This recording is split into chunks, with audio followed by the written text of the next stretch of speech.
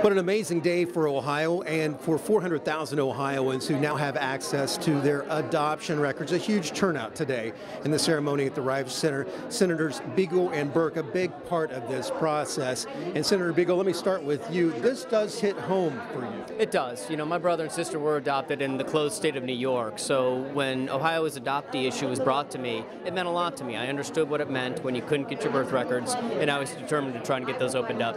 Senator Burke, what you hold in your hand is something a lot of people are holding in their hand for the very first time across the state today. What is that, and how personal is it for you? It's a very personal. It's a journey for every individual, one they're going to have to decide whether or not to take or not, but it's the beginning of your life.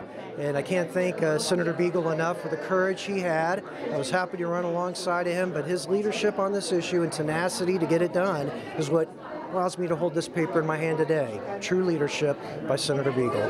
This is your adoption record that up until basically now you would have had to have a court order to obtain, and there was actually no guarantee you could still get that. Absolutely. It would have had to been a very difficult court order, one that was almost life-threatening based on a medical condition.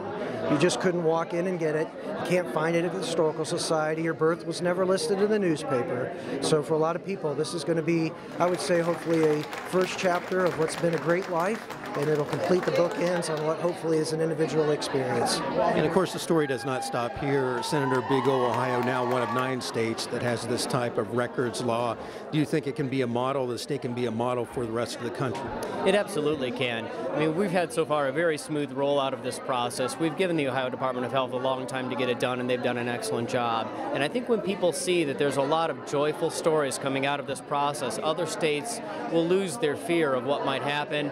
And I certainly hope that that New York and other states can watch us and learn from us. Senator Bill Beagle, Senator Dave Burke, congratulations to both of you. Thank you so much for the hard work on behalf of Ohio and the Ohio Senate.